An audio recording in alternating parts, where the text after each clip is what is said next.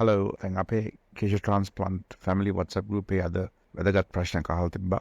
අහලා තියෙන්නේ hair transplant දෙකක් අතර කොච්චර කාලයක් තියන්න ඕනද කියලා.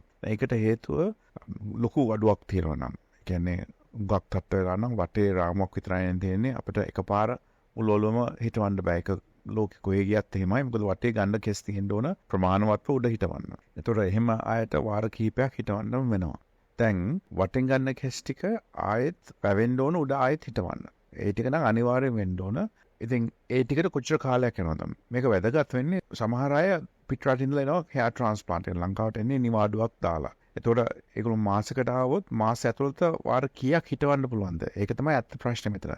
මොකද ඒගොල්ලෝගේ නිවාඩු කාලය ඇතුළත පුළුවන් නම් ලෝලෝම හිටවන්න ඕන. ලොකු අඩුවක් තියෙනවා නම්. ඊට පස්සේ ඒගොල්ලෝ රට ගිහිල්ලා ආයෙත් එනකොට කෙස් එක ලස්සනට වැවිලා. ඉතින් දැන් මේ වටින් ගන්න පුළුවන් කෙස් ප්‍රමාණය අතරම කෙස් ගතට පස්සේ ආයෙත් ඒ විදිහට වෙන්න අඩුම ගානේ දින 10ක්වත් යනවා.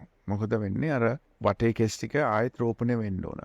දිග් වෙන්න ඕනේ නැහැ. අපිට කෙස් ගහ මතු වෙන්න පටන් ගත්තාම ගලවතයක්. හැබැයි කෙස් ගහ මතු වෙන්න ඕන. ඒතර ඒ කෙස් ගහ වැවෙන සිදුරෙන්. ඉතින් අර ඒක වුණාට පස්සේ අපිට ගන්න පුළුවන්. දල වශයෙන් දවස් 10ක්වත් තියන්න ඕන hair transplant අතර. අපි උපරිම වටින් කෙස් ගන්නවා නම් දින 10ක් තියෙන්න ඕන. ඉතින් ඒ කියන්නේ මාසයක් ඇතුළත දින 30කට ආවොත් සාමාන්‍යයෙන් දෙවරක් සමහර විට 3 වාරයක් කරත හැකි hair transplant යන්න ඉස්සෙල්ලා. ඉතින් එතකොට බොහෝ විට මුළු ඔලුවම හිටවත හැකි. ඉතින් නිවාඩු කාලෙදී මාසයකට එන අයට ඒතරත් සෆාය තාක්ෂණයම කරන්න වෙනවා. හැබැයි ඒ තාක්ෂණයෙන් ලොකු ප්‍රයෝජනයක් අරගෙන මේ කෙස් කලම ආයෙත් ගන්න පුළුවන්. සෆාය තාක්ෂණ වෙල්ලන්න මොකද අනිත් තාක්ෂණ වලින් ඔක් කරන්න බෑ. ඒ කියන්නේ නෝඩ් 7 කියනවා නෝඩ් දර්ශකයේ 7 නම් කරන්න බෑ. කරන්න පුළුවන් වෙන්නේ සෆාය තාක්ෂණයෙන් පමණයි. ඒක ඉල්ලන්න. හැබැයි අපිට අනිවාර්යයෙන් කළ දෙන්න පුළුවන්. ඉතින් කෙස් සම්බන්ධව තව උපදෙස් ඕන නම් ඕන වෙලාවක කමතන්න. keshatransplant තමයි ලංකාවේ සෆාය තාක්ෂණ පාවිච්චි කරන එකම ආයතනය. 34% of Colombo district had diabetes, while another one-third had high blood sugar levels. It was found that Sri Lanka has the highest rate of diabetes in all of Asia and one of the highest in the world. 38% of Sri Lankans with diabetes have not been diagnosed. In other words, 1 million Sri Lankans do not know that they have diabetes.